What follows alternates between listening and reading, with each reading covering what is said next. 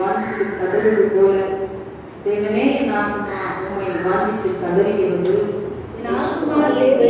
ஜீவனுள்ள தேவனே தாகமாயிருக்கிறது. நான் எப்பொழுது என்னுடைய சரீரத்தை வந்து நிற்பேன். உன் தேவனுக்கு என்று அவர்கள் நாள்தோறும் என்னிடத்தில் சொல்கிறபடியா இரவு பகலும் என் கண்ணீரே எனக்கு உணவாயிற்று. உன்னை நான் பண்டிகை ஆசரிக்கிற தனங்களோடு கூட நடந்தேன். கூட்டத்தின் கலைக்கும் புத்தியுமான சத்தத்தோடு தேவாலயத்துக்கு போகிறேன்.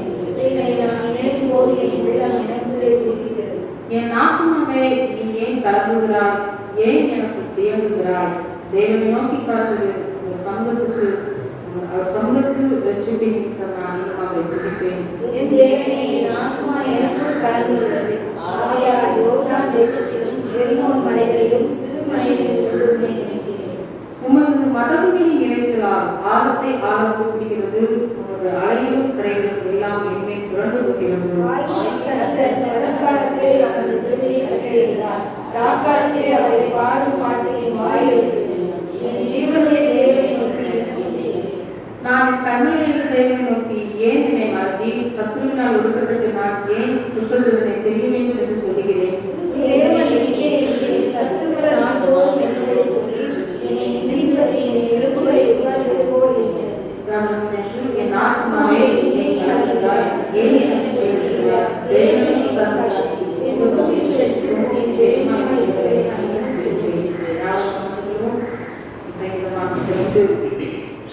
அங்கே சொல்லப்பட்டிருக்கிறது. கோரானின் புத்திரர் உள்ள ராகுத்தலைவர்கள் ஒப்புவிக்கப்பட்ட மல்கி என்னும் தாவீதின் சங்கீதம்.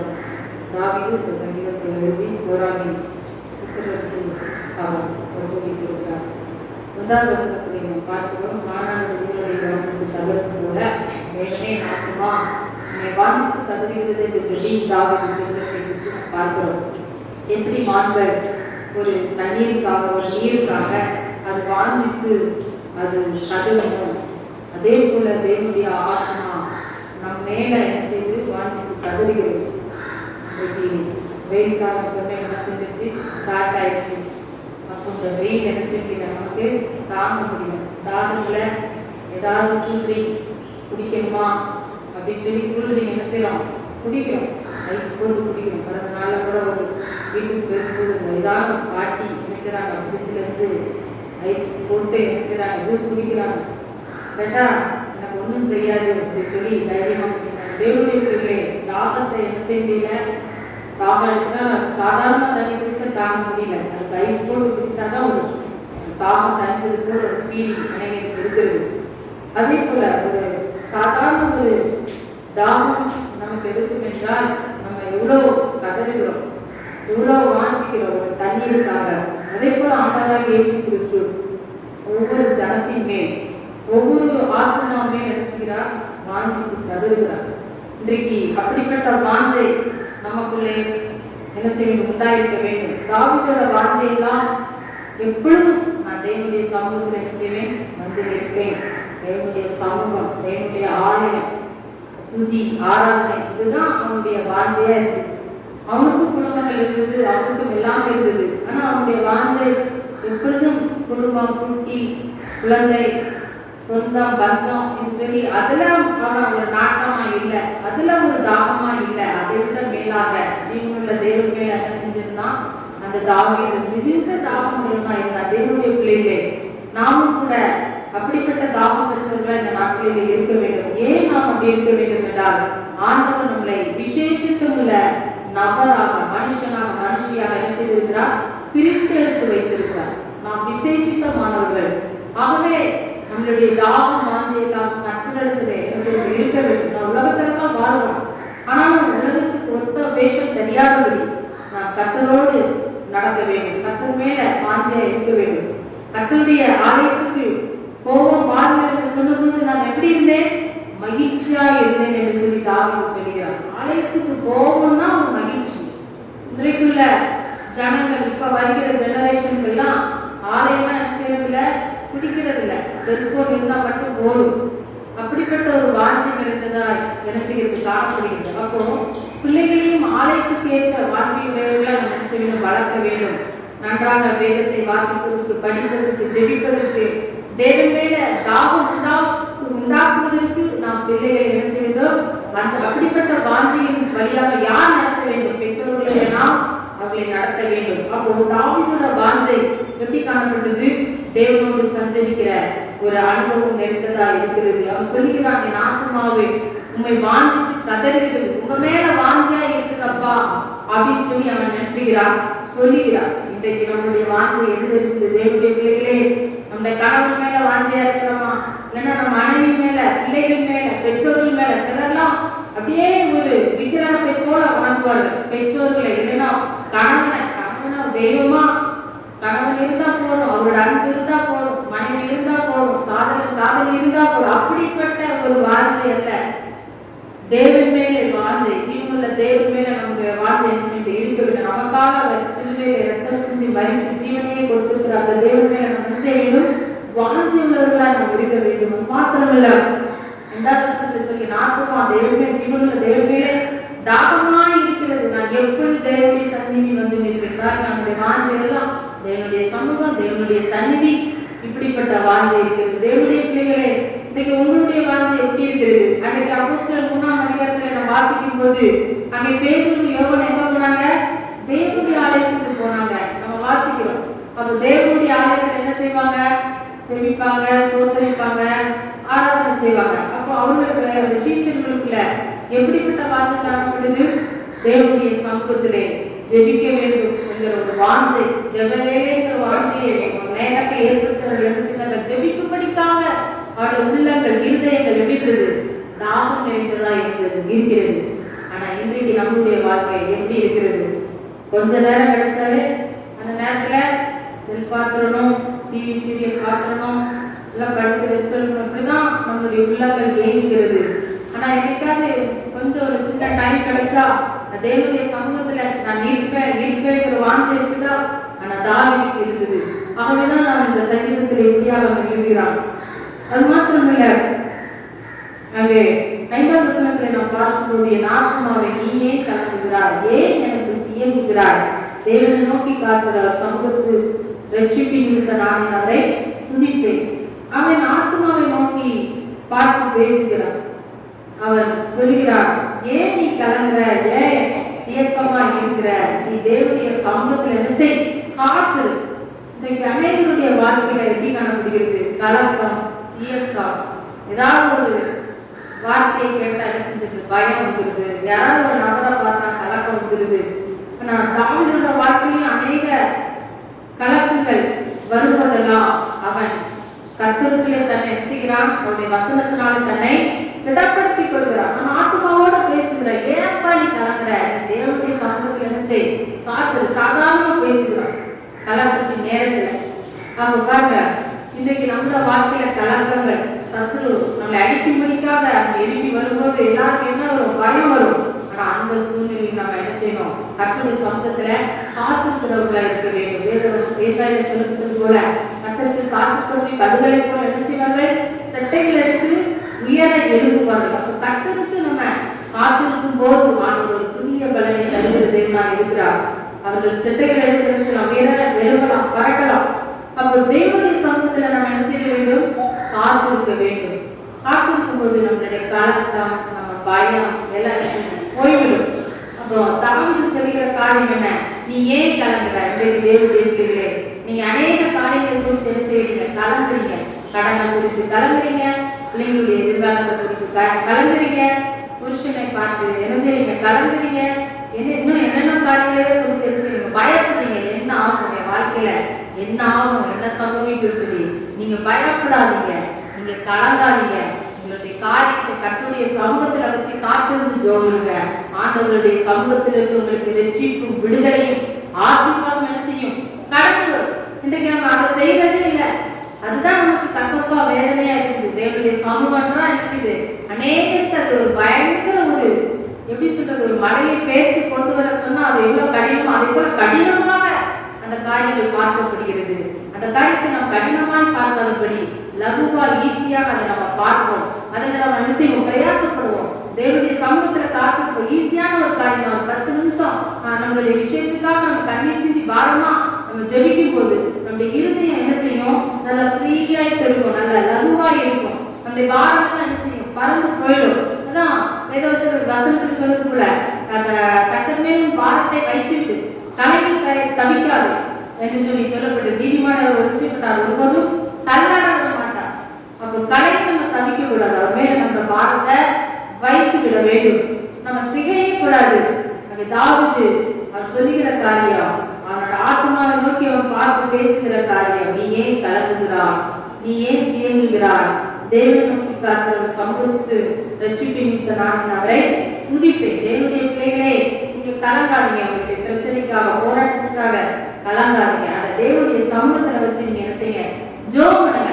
சும்மா ஜெபம் பண்ணக்கூடாது. எப்படி ஜெபம் பண்ணணும்? காத்திருந்து ஜெபம் பண்ணணும், காத்திருக்கணும், அதற்காக காத்திருக்கணும். அது அற்புதம் நடக்கும் வரைக்கும் என்ன செய்யணும்? காத்திருக்கணும். காத்திருந்து நம்ம என்ன செய்யணும்? ஜெபிக்கணும். காத்திருப்பது ஈஸியான காரியம் இல்லை, கொஞ்சம் கஷ்டமான காரியம் தான். மணிக்கணக்கா, நாள் கணக்கா, மாச கணக்கா தேவனுடைய சமூகத்துல காத்திருக்கணும் என்பது அது ஒரு கஷ்டமான காரியம் தான். ஆனா அதை நம்ம தியாகமாய் நம்ம செய்யும் போது, அது கிரயமாய் நம்ம செலுத்தும் போது ஆண்டவர் கர்த்தர் நமக்கு என்ன செய்வார்?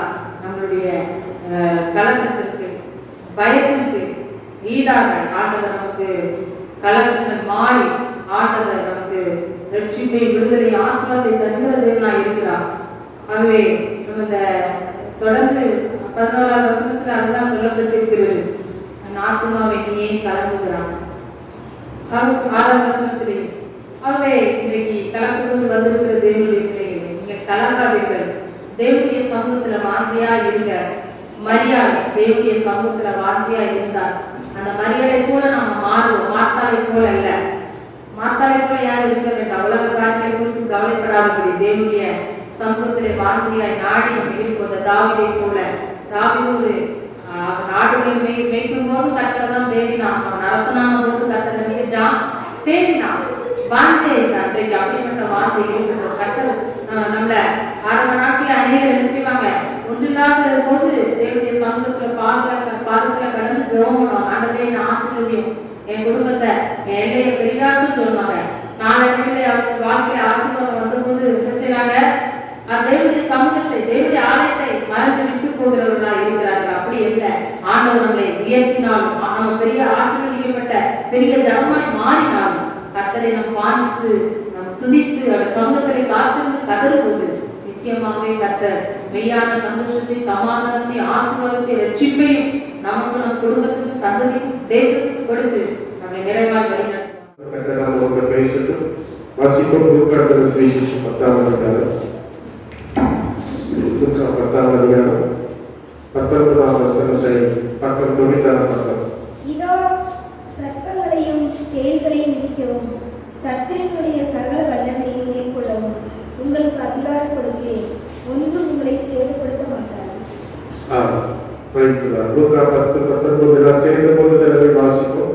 இதோ சர்ப்பங்களையும் தேள்களையும் மிதிக்கவும் சத்துருவினுடைய சகல வல்லமையை மேற்கொள்ளவும் உங்களுக்கு அதிகாரம் கொடுக்கிறேன், ஒன்றும் உங்களை சேதப்படுத்த மாட்டார். இதோ சர்ப்பங்களையும் தேள்களையும் மிதிக்கவும் சத்துருவினுடைய சகல வல்லமையை மேற்கொள்ளவும் உங்களுக்கு அதிகாரம் கொடுக்கிறேன், ஒன்றும் உங்களை சேதப்படுத்த மாட்டாது. இதோ சர்ப்பங்களையும் தேள்களையும் மிதிக்கவும் சத்துருவினுடைய சகல வல்லமையை மேற்கொள்ளவும் உங்களுக்கு அதிகாரம் கொடுக்கிறேன், ஒன்றும் உங்களை சேதப்படுத்த மாட்டாது.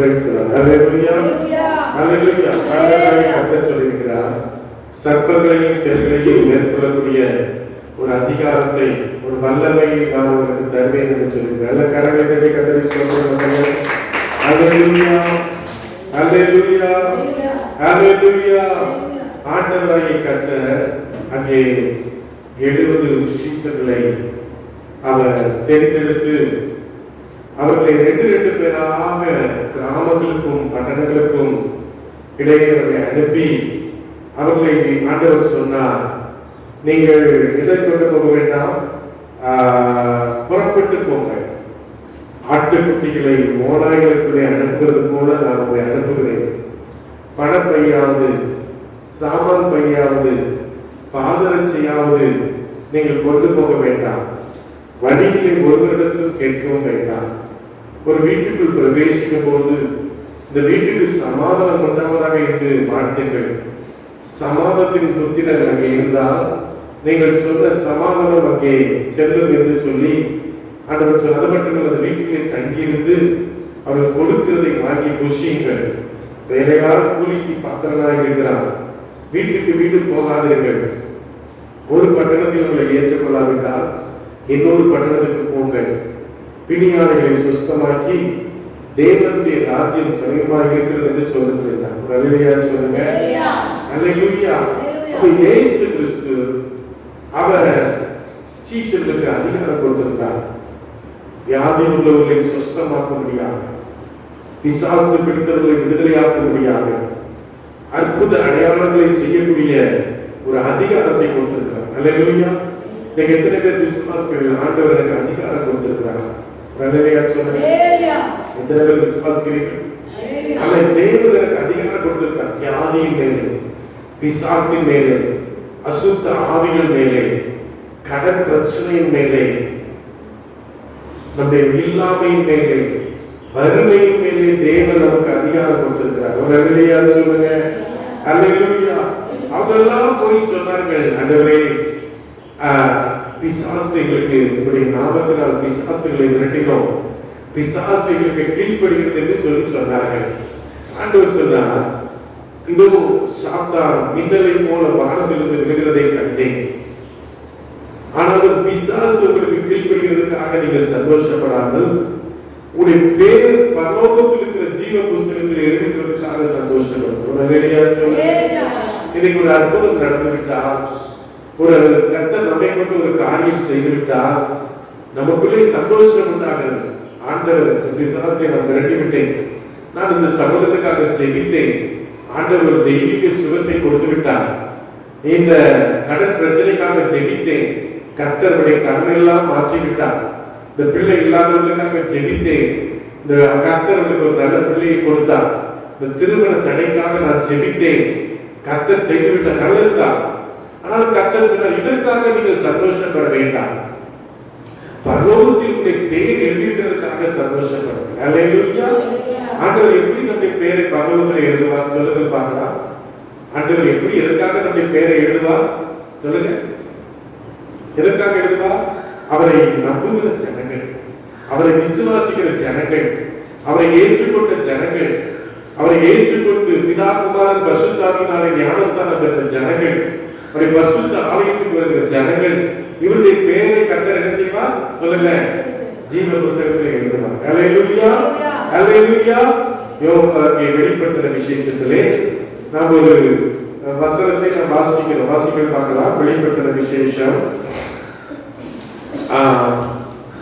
20ஆம் அதிகாரம் 12ஆம் வசனத்தை நீங்கள் வாசிக்க பார்க்கலாம்.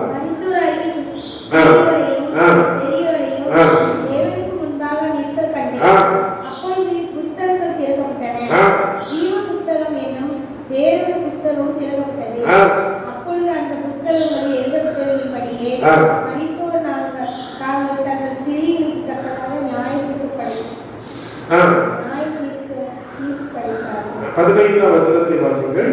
ஜீவ புஸ்தகத்திலே எழுதப்பட்டவைகளை காணப்படாதவனோ அவன் அக்கினி கடலிலே தள்ளப்படுவான். அந்த ஜீவ புஸ்தகத்திலே என்னுடைய பெயர் எழுத வேண்டும். அல்லேலூயா சொல்லுங்க. அல்லேலூயா. ரேஷன் கார்டுல பேர் இல்லைன்னா கஷ்டப்படும், ஓட்டர் ஐடியில பேர் இல்லைன்னா கஷ்டப்படும், இன்னும் நமக்கு ஆதார் கார்டுல பேர் இல்லைன்னா கஷ்டப்படுறோம். ஆண்டவருடைய ஜீவ புஸ்தகத்திலே பேர் எழுத வேண்டும். அல்லேலூயா சொல்லுங்க. ஜீவ புஸ்தகத்திலே பேர் எழுதும் போது ஆண்டவர் அவர்களுக்கு நியாயத்தீர்ப்பை கொடுக்கிறார். அவர் பேர் எழுதப்படாதவர்கள் அக்கினி கடலிலே தள்ளப்படுகிறார்கள். அல்லேலூயா சொல்லுங்க. அப்ப ஆண்டவர் விரும்புகிற காரியம், உங்களுக்கு பிசாசு நான் திரட்டிட்டேன், நான் அற்புத அடையாளம் செய்துட்டேன், இதுல நீங்க சந்தோஷப்படாதீங்க, உங்க பேர் ஜீவ புஸ்தகத்தில் எழுதப்பட்டதுக்காக சந்தோஷப்படுங்க. அல்லேலூயா. அல்லேலூயா. அல்லேலூயா. அப்ப ஆண்டவர் சொன்னார், சர்ப்பங்களையும் தேள்களையும் மிதிக்கக்கூடிய ஒரு அதிகாரத்தை நான் கொடுக்கிறேன் என்று சொன்னார். அல்லேலூயா. என்னாகமத்தின் புஸ்தகம் 21ஆம் அதிகாரம் 6ஆம் வசனத்திலே ஜனங்கள் தேவனுக்கு விரோதமான பாவத்தை செய்த போது தேவன் அவர்களுக்கு முன்பாக கொள்ளிவாய் சர்ப்பங்களை அனுப்பினார். அல்லேலூயா. அல்லேலூயா. ஏன் ஆண்டவர் கொள்ளிவாய் சர்ப்பங்களை அனுப்பினார்? அங்கே இஸ்ரவேல் ஜனங்கள் வனாந்திரத்திலே நடந்து சென்ற போது அங்கே அவர்களுக்கு விரோதமாக பிரைஸ்ல மோவாப் ராஜா அவர்களுக்கு விரோதமாக கடந்து வந்தான். கடந்து வந்த போது அங்கே பிரைஸ்ல சோதரம் அவன் மந்திரவாதிகளை பிழையாமை அனுப்பி இஸ்ரவேல் ஜனங்களை சபிக்க சொன்னான். ஆண்டவர் இந்த சாபத்தை எல்லாம் ஆசீர்வாதமாய் மாற்றி விட்டார். ஒரு வெளியாக சொல்லுங்க. அப்போ தேவன் உங்களுக்கு விரோதமாய் வருகிற சாபங்கள், உங்களுக்கு விரோதமாய் வருகிற மந்திர கிரியைகள், உங்களுக்கு விரோதமாய் வருகிற பில்லி சூனிகளை தேவன் ஆசீர்வாதமாய் மாற்றி விடுவார். ஹல்லேலூயா, ஹல்லேலூயா, ஹல்லேலூயா. ஓ உபாகமத்தில் சொல்லப்படுகிற கர்த்தரால் ரட்சிக்கப்பட்ட ஜனமே இஸ்ரவேலே, நீ பாக்கியவான், உனக்கு ஒப்பானவன் யார்? ஹல்லேலூயா. அத்தனை உங்களை பார்த்து சொல்கிறார், நீ பாக்கியவான், நீ ஆசீர்வதிக்கப்பட்டவன், உனக்கு ஒப்பான ஒரு மனுஷன் இந்த உலகத்துல இல்ல, உனக்கு ஒப்பான ஒரு ஆள் இந்த உலகத்துல இல்ல, நீ தேவனுடைய கரத்தில் நீ ஆசீர்வதிக்கப்பட்டிருக்கிறாய். ஹல்லேலூயா. ஆனால் பாருங்க, அவன் சொன்னான் இஸ்ரவேல் ஜனங்களை சபிக்க முடியாது, ஏன்னா தேவனுடைய கரத்தால ஒண்ணு செய்யலாம். இந்த ஜனங்கள் பாவம் செஞ்சிட்டாங்கன்னா ஆண்டவரே அவர்களை தண்டிச்சிருவார். ஹல்லேலூயா. அது நிமித்தமாக அவன் சொன்னான், நீ இந்த மோவாப்ல இருக்கிற அழகான பெண்களை நீ என்ன செய், நீங்க நடனமாட விடு. அப்ப இஸ்ரவேல் ஜனங்கள் என்ன செய்வார்கள், இதோடு கூட இந்த தவறான உறவுகளை வைக்கும் போது ஆண்டவர்களை கொண்டு விடுவார் என்று சொல்லி சொன்னான். அதே போல அவர்கள் இப்படி செய்த போது, இந்த இஸ்ரவேல் ஜனங்கள் பாவங்களை செய்த போது ஆண்டவருடைய மத்தியிலே கொள்ளிவாய் சர்ப்பங்களை அனுப்பினார். ஹல்லேலூயா. ஆண்டவர் இன்னைக்கு நம்முடைய வாழ்க்கையிலே அவர் என்ன செய்ய மாட்டார், நமக்கு சாபங்களையோ வேதனைகளை கொடுக்கிறவர் அல்ல. ஹல்லேலூயா. நம் தேவனுக்கு விரோதமான காரியங்களை செய்யும் போது, தேவனுக்கு விரோதமான பாவங்களை செய்யும் போது ஆண்டவர் என்ன செய்வார், நமக்கு இப்படிப்பட்ட காரியங்களை அவர் அனுமதிப்பார். ஹல்லேலூயா. ஆனால் சங்கீதம் 91ஆம் சங்கீதத்திலே ஆண்டவர் சொல்கிறார், 91ஆம் சங்கீதம் 10ஆம் வசனம் 11ஆம் வசனம் வாசிக்க பார்க்கலாம். சங்கீதம் 91ஆம் சங்கீதம். பொல்லாப்பு உனக்கு நேரிடாது, மாலையின் கூடாரத்தை அணுகாது, உன் வழிகளெல்லாம் உன்னை காக்கும்படி உனக்காக தம்முடைய தூதர்களுக்கு கட்டளையிடுவார், உன் பாதம் கல்லில் இடராதபடிக்கு அவர்கள் உன்னை தங்கள் கைகளில் ஏந்திக் கொண்டு போவார்கள். சிங்கத்தின் மேலும் விரியன் பாம்பின் மேலும் நடந்து பாலஸ்தீனத்தை மனுஷருக்கு இழுத்து போவார்கள். ஒரு வெளியே சொல்லுங்க. அப்போ ஆண்டவர் நமக்கு கொடுத்த ஆசீர்வாதம் என்ன? பொல்லாப்பு உனக்கு பாதையின் கூடாரத்தை தூதர்களை பார்ப்பார்கள், நீ சிங்கத்தின் மேலும் விரியன் பாம்பின் மேலும் நடந்து செல்லுவாய். ஒரு வெளியே சொல்லுங்க. அப்ப எதுக்காக இந்த சர்ப்பம் நம்மளை தீங்குது? தேவனுக்கு விரோதமாய் நம்ம நிற்கும் போது ஆண்டவரால் ஒன்றும் செய்ய முடியாது, ஆண்டவர் நம்மை பாதுகாக்க முடியாது. ஆண்டவருடைய அந்த பாதுகாப்பின் கரம், கிருபையின் கரம் நம்மை விட்டு கடந்து செல்லும் போது இந்த பிசாசுகள் நம்மை தீண்டுகிறது. ஹல்லேலூயா, ஹல்லேலூயா, ஹல்லேலூயா. அருமையான தெய்வ பிள்ளைகளே, நாம் எச்சரிக்கையா இருக்க வேண்டும். ஹல்லேலூயா, ஹல்லேலூயா. எரேமியாவின் புத்தகம் 8ஆம் அதிகாரம் 17ஆம் வசனத்திலே ஆண்டவர் சொன்னார், இதோ தடை கட்டப்படாத சர்ப்பங்களையும் கட்டு விரியன்களையும் உங்களுக்குள்ளே அனுப்புகிறேன் என்று சொன்னார். ஆண்டவர் எதைத்தான் அனுப்புகிறார்? ஆண்டவருடைய வார்த்தைக்கு கீழ்ப்படியாமல் இருக்கும் போது, ஆண்டவருடைய வசனத்துக்கு கீழ்ப்படியாமல் இருக்கும் போது ஆண்டவர் அனுப்புகிறார். அப்போ இஸ்ரவேல் ஜனங்கள் அன்னைக்கு கொத்து கொத்தாக மரித்து கொண்டிருந்தார்கள், சர்ப்பங்கள் கடித்து. அப்போ மோசே ஆண்டவரிடத்தில் கேட்கிறார், ஆண்டவரே இப்படி ஜனங்கள் மரிக்கிறார்களே என்று சொன்ன உடனே ஆண்டவர் சொன்னார், ஒரு வெண்கல சர்ப்பத்தை நீ உண்டாக்கு. ஒரு அல்லேலூயா சொல்லுங்க. அந்த வெண்கல சர்ப்பம் எதற்கு அடையாளமாக இருக்கிறது என்றால், இயேசு கிறிஸ்து 2000 வருடங்களுக்கு பின்னதாக கல்வாரி சிலுவையிலே உங்களுக்காக எனக்காக அவர் மரிப்பார் என்பதற்கு அடையாளம் தான் அந்த வெண்கல சர்ப்பம். அல்லேலூயா. அன்னைக்கு வெண்கல சர்ப்பத்தை யாரெல்லாம் நோக்கி பார்த்தார்களோ அவர்களெல்லாம் காப்பாற்றப்பட்டார்கள். அவர்களை சர்ப்பம் அங்கே கடிக்கவில்லை. அதே போல யாரெல்லாம் இயேசு கிறிஸ்துவை நோக்கி பார்க்கிறார்களோ அவருடைய வாழ்க்கையிலே அவர்களுக்கு பாதுகாப்பு உண்டாகும், அவருடைய வாழ்க்கையிலே ரட்சிப்பு உண்டாகும். தேவ பிள்ளைகளே, ஸ்தோத்திரம், அவர்களை கர்த்தர் பாதுகாப்பார். ஹல்லேலூயா. அங்கே பிரைஸ் தி ஸ்தோத்திரம். மத்தேயு 10ஆம் அதிகாரம் 16ஆம் வசனத்தை வாசிக்கும்போது வாசிக்க பார்க்கலாம். மத்தேயு 10ஆம் அதிகாரம் 16ஆம் வசனம். உங்களை ஏற்றுக்கொள்ளாமல் உங்கள் வார்த்தைகளை கேளாமல் போகும் அந்த வீட்டையாவது பட்டணத்தை ஆடுகளை ஓநாய்களுக்குள்ளே அனுப்புகிறது போல. ஆடுகளை ஓநாய்க்குள்ளே அனுப்புகிறது போல. 14 ஆடுகளை ஓநாய்க்குள்ளே அனுப்புகிறது போல இதோ நான் உள்ளே அனுப்புகிறேன். ஆவியான சத்தங்களைப் போல வினாவுள்ளவர்களாகவும், புறாக்களைப் போல சர்ப்பங்களை போல வீணா உள்ளவர்களா இருக்கணும். ஏன் இப்படி செய்யறாங்க, ஏன் இப்படி பண்றாங்க அப்படின்னு நம்ம தெரியணும். இன்னைக்கு ஆண்டவர் சொல்ற ஜனங்கள் அறிவில்லாமல் என்ன செய்யறாங்க, சங்காரமாக போய் நம்ம மாட்டிக்கிறோம், பிரச்சனையில போய் மாட்டிக்கிறோம், ஏதாவது ஒரு காரியத்துக்குள்ள போய் நம்ம மாட்டிக்கிறோம். இதுல நமக்கு ஆபத்து இருக்குது, இதுல நமக்கு கஷ்டம் இருக்குதுங்கிறது தெரியாம நம்ம என்ன செய்யறோம், மாட்டிக்கிறோம். எப்படி நமக்கு அந்த வினா இல்ல, ஏன் இப்படி நமக்கு இது பண்றாங்க, ஏன் நம்மள இந்த இதுல கூப்பிடுறாங்க, ஏன் நமக்கு இந்த காரியங்களை செய்யறாங்க, இது நம்ம நினைக்கிறது இல்ல.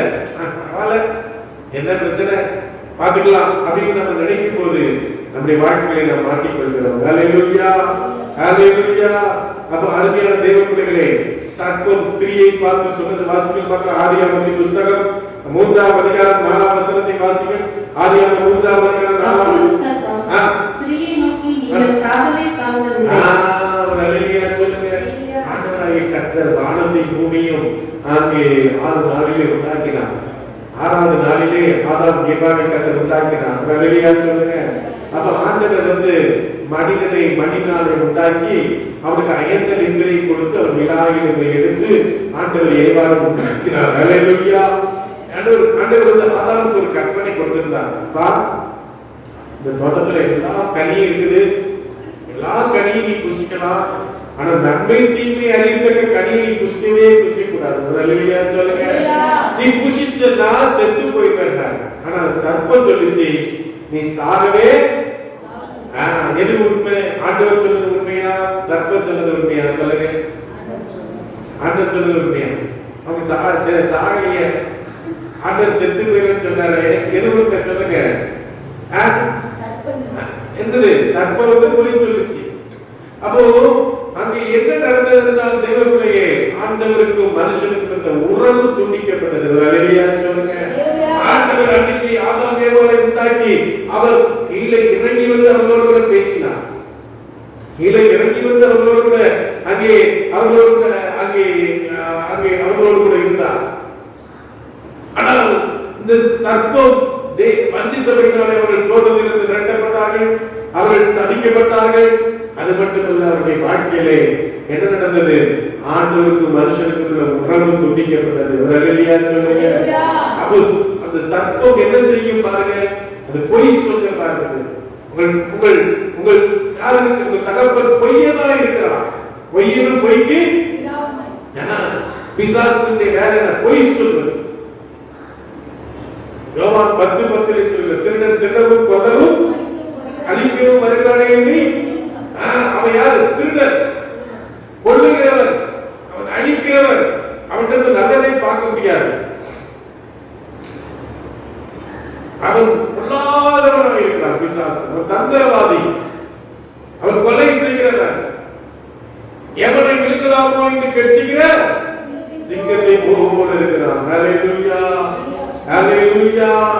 அருமையான தேவ பிள்ளைகளே, சோதரம் சோதரம் சோதரம். அங்கே நாம் வாசிக்கும் போது வாசிக்கிறோம், பிரைஸ் தி லார்ட்.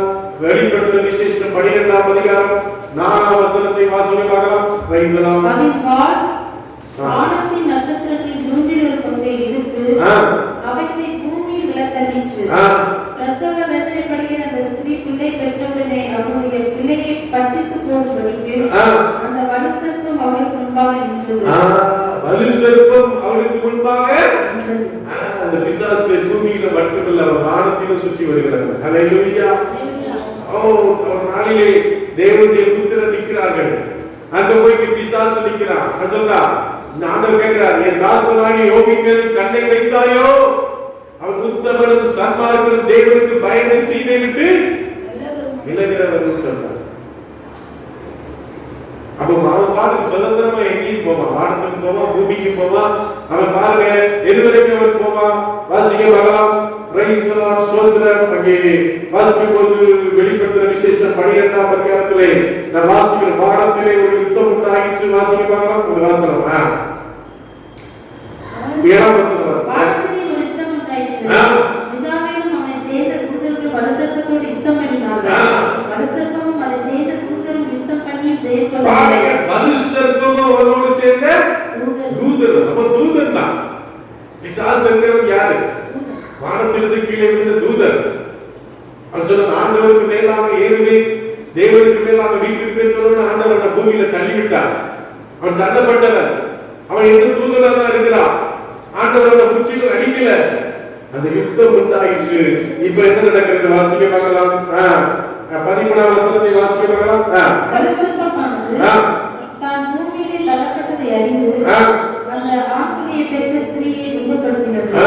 ஸ்திரீயானவள் அந்த பாம்பி முகத்திற்கு விலகி ஒரு காலமும் அரை காலமுமாக மோஷிக்கப்பட்டதாய் வனாந்தரத்தில் உள்ள தன் இடத்திற்கு பறந்து போகும்படி. பாருங்க அருமையான தெய்வ பிள்ளைகளே, இங்கே வலு சர்ப்பம்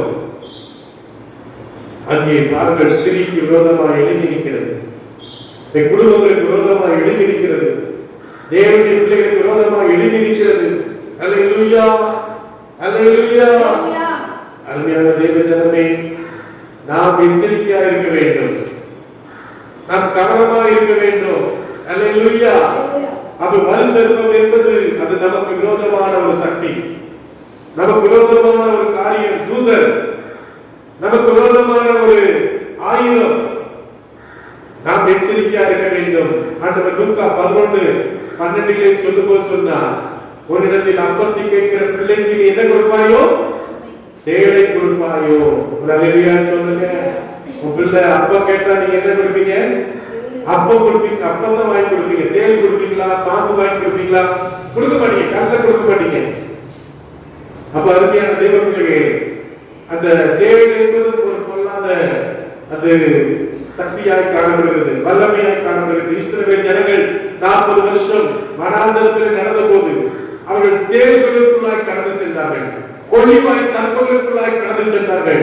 ஆண்டவர் பகலிலே அவர்களை மேக ஸ்தம்பத்தினாலும் இரவிலே அவர்களை அக்கினி ஸ்தம்பத்தினாலும் அவர்களை நடத்தினார். அல்லேலூயா சொல்லுங்க. இன்னைக்கு நம்முடைய வீட்டுல தேள் இருக்குது. நான் ஒரு சமயத்துல சென்னையில ஒரு அம்மா வீட்டுல அங்கே தங்கியிருந்தேன். பைபிள் காலேஜ் படிக்கணும். கஷ்டப்பட்டவங்க ஒரு ஐயா அம்மா குடும்பத்தார். அப்போ ராத்திரி வேலையில ஒரு தேள் வந்துச்சு. ஒரு தேள் என்னை ஒரு சின்ன வீடு, ஒரு சின்ன ரொம்ப ஒரு குட்டி வீடு. அப்போ தேள் என்னை கடிக்கிறதுக்காக வந்துச்சு. உடனே அம்மா என்ன கடிக்க கூடாதுன்னு சொல்லி கையை இது பண்ண உடனே கையில கொட்டிடுச்சு. ராத்திரி அவங்க ரொம்ப வேதனை தாங்க முடியல. ராத்திரி நாங்க ஆஸ்பத்திரிக்கெல்லாம் போனோம். அப்போ இன்னைக்கு இந்த தேள்கள் அது பயங்கர வேதனையாக இருக்கும், பயங்கர கொடுமையாக காணப்படும். வேதத்தில் இந்த தேள்களை குறித்து அநேக வசனங்கள் சொல்லப்பட்டிருக்கிறது. அப்ப இதெல்லாம் ஒரு நமக்கு விரோதமான கிரியைகளாக இருக்கிறது. இன்னைக்கு தேவ பிள்ளைகளுக்கு விரோதமாய் இப்படிப்பட்ட போராட்டங்கள், இப்படிப்பட்ட சக்திகள் எழுப்பி கொண்டிருக்கின்றன. ஒரு அல்லேலூயா சொல்லுங்க. தேவ பிள்ளைகளே, நீங்கள் எப்படி இருக்கணும்? விழிப்பாக காணப்பட வேண்டும். அல்லேலூயா, அல்லேலூயா. அங்கே பாருங்கள், இயேசு கிறிஸ்துவிடத்திலே இயேசு அங்கே வாசிக்கும் போது மத்தேயு சுவிசேஷம் 4ஆம் அதிகாரத்திலே வாசிக்கிறோம். பிசாசு வந்து சொன்னா, வானத்திலும் பூமியிலும் எனக்கு என்ன செய்கிறது? சகல அதிகாரம் கொடுக்கும், நீ என்னை பணிந்து கொள் என்று சொன்னார். அப்ப ஆண்டவர் ஒரு குறிப்பிட்ட காலம் வரைக்கும் அவருக்கு பூமியில அதிகாரத்தை கொடுத்திருக்கிறார்.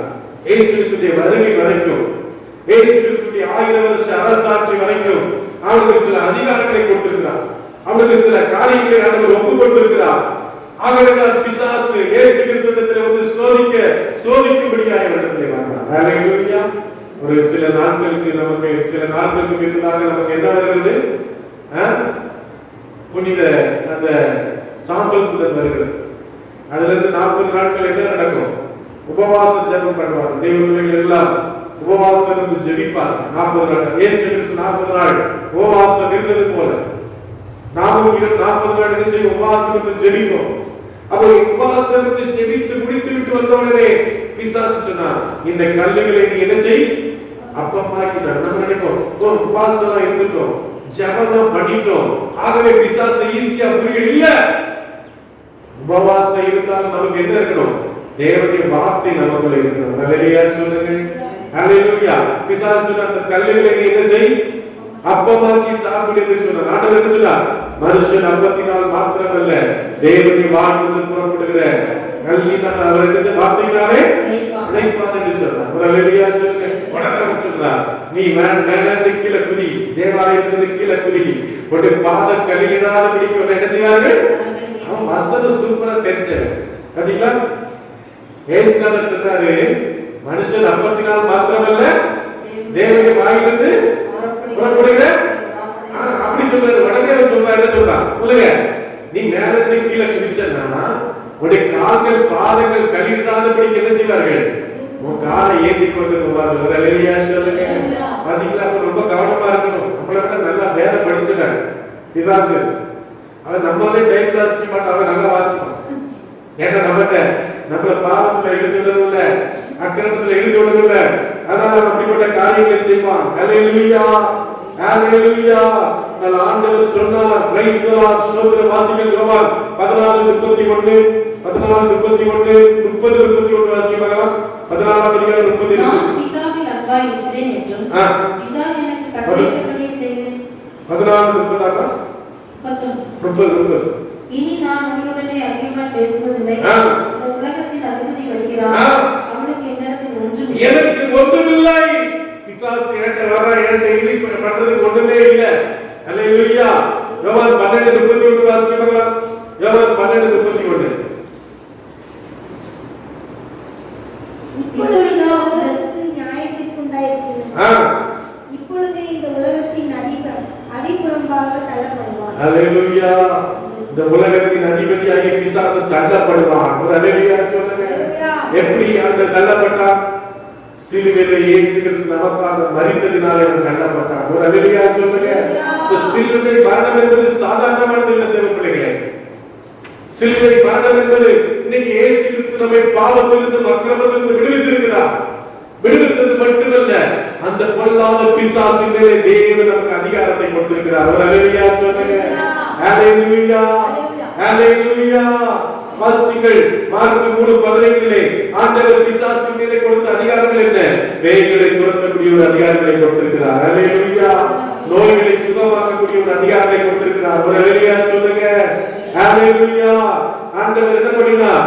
அசுத்த ஆவிகள் மேலே அதிகாரம் கொடுத்தார். பேய் பிசாசுகளை நீக்கவும் நோய்களை குணப்படுத்தவும் அவர்களுக்கு அதிகாரம் கொடுத்தார். பாம்புகள் மீதும் தேள்கள் மீதும் சத்துருடைய சகல வல்லமைகளை அவருக்கு அதிகாரம். எல்லாம் கரங்களை தட்டி கர்த்தரை ஸ்தோத்திரப்படுங்க.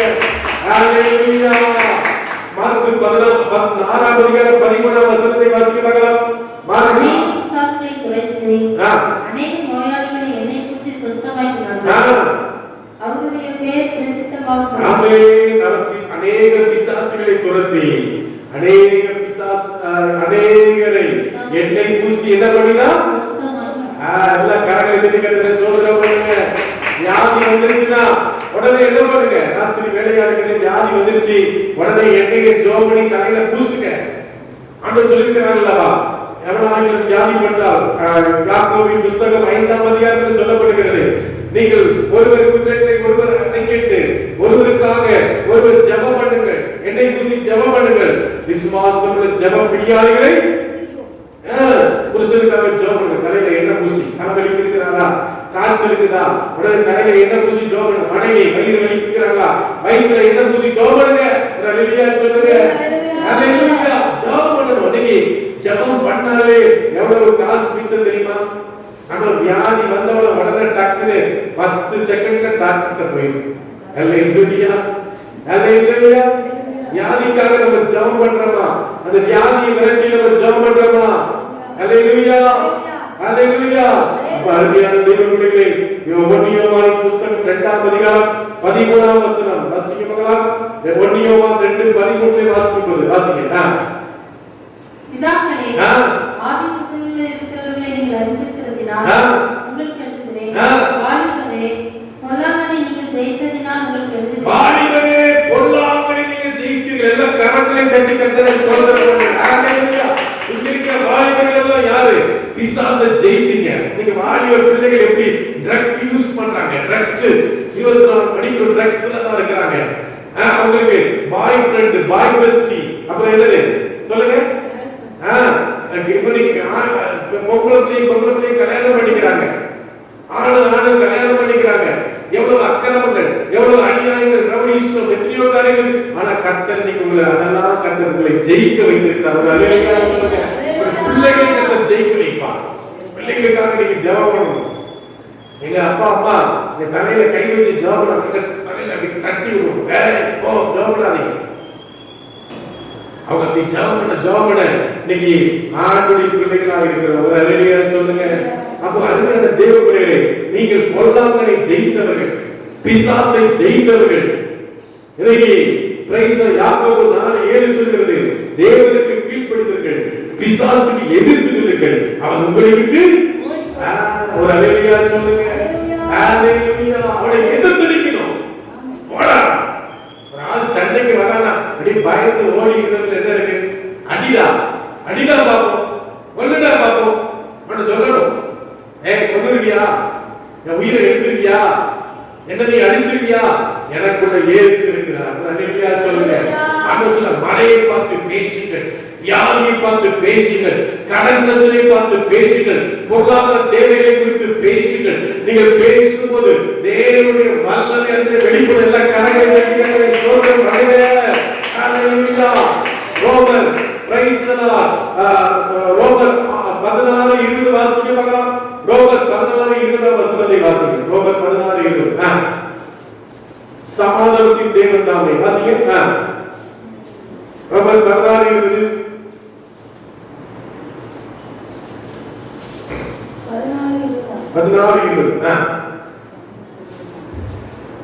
சமாதானத்தின் தேவன் சீக்கிரமாய் சாத்தானை உங்கள் கால்களின் கீழே நசுக்குவார். எல்லா கரங்களை சோதரம் பண்ணுங்க. சமாதானத்தின் தேவன் சீக்கிரமாய் சாத்தானை உங்கள் கால்களில் நசுக்குவார். ஹalleluya. அன்னைக்கு ஸ்திரியை பார்த்து சொன்னா, நீ அவர் நினைவாய், நீ அன்னைக்கு சர்ப்பத்தை பார்த்து சொன்னா, நீ நினைவாய், அவர் தலையை நசுக்குவார், நீ அவர் குதிகாலை நசுக்குவாய். பிசாசின் தலையை ஆண்டவர் நசுக்கி போடுவாராம். வாசிங்கள் எபேசியர் 6:11. பிசாசின் தந்திரங்களோடு எதிர்த்து நிற்கும்படி தேவனுடைய சர்வாயுத வர்க்கங்களை நீங்கள் தரித்து கொள்ளுங்கள். பிசாசின் தந்திரங்களை எதிர்த்து நிற்க திராணி உள்ளவர்களாகுங்கள். தேவனுடைய சர்வாயுத வர்க்கத்தை தரித்துக் கொள்ளுங்கள். ஹalleluya. தேவனுடைய சர்வாயுத வர்க்கங்களை நீங்கள் என்ன செய்யணும்? தரித்துக் கொள்ளணும். ஒரு ஹalleluya சொல்லுங்க. தேவ பிள்ளைகளே, இன்னைக்கு நீங்க பிசாசுகளுக்கு பயப்பட வேண்டாம். ஆண்டவர் உங்களை ஒரு யுத்த வீரனாய் மாற்றி இருக்கிறார். ஒரு ஹalleluya சொல்லுங்க. விசுவாசம் என்ற கேடகம். ஹalleluya. ஹalleluya. ரட்சிப்பு என்னும் தலைசீலா, மார்க்கவசம், நீதி என்னும் மார்க்கவசம், அப்புறம் என்னது? சமாதானத்தின் சுவிசேஷம் என்னும் பாதரட்சை. இவைகளை நீங்கள் தரித்து கொண்டு பிசாசை நீங்கள் எதிர்க்க முடியும். ஒரு ஹalleluya சொல்லுங்க. ஹalleluya. ஹalleluya. ஒரு சில ஆண்டுகளுக்கு முன்பதாக நம்முடைய ஆர்மி கமாண்டர் ஒருத்தர் பேர் எனக்கு தெரியல, அவர் என்ன பண்ணிட்டாருன்னா பாகிஸ்தான் எல்லையில தவறுதலா போயிட்டார். பாகிஸ்தானுக்குள்ள போய் இறங்கிட்டார். ஆனா பாகிஸ்தான் ராணுவம் பிடிச்சது. உடனே இந்தியாவில் இருக்கிற நம்முடைய அரசாங்கம் சொல்லிச்சு, இத்தனை மணி நேரத்துல நீ விடல, என் ஆர்மியை உன் தேசத்துல விட்டு நீ ஒண்ணு இல்லாம பண்ணி வேலை இல்லையா? அத்தனை மணி நேரத்துல இந்த பாகிஸ்தான் ஆர்மி அந்த ஆர்மி கமாண்டரை பிடிச்சு அப்படியே நம்முடைய தேசத்துக்கு திருப்பி அனுப்பி வைத்து விட்டார்கள். ஹalleluya சொல்லுங்க. இன்னைக்கு தேவனுடைய பிசாசுனை பிடித்துக் கொண்டால் பரலோக ஆர்மி நம்முடைய தேவனாகிய கர்த்தர் அந்த கமாண்டர் சும்மா இருக்க மாட்டார். உடனே நமக்கு இறங்கி நமக்காக யுத்தம் செய்கிறவராக இருப்பார். ஹalleluya. ஹalleluya.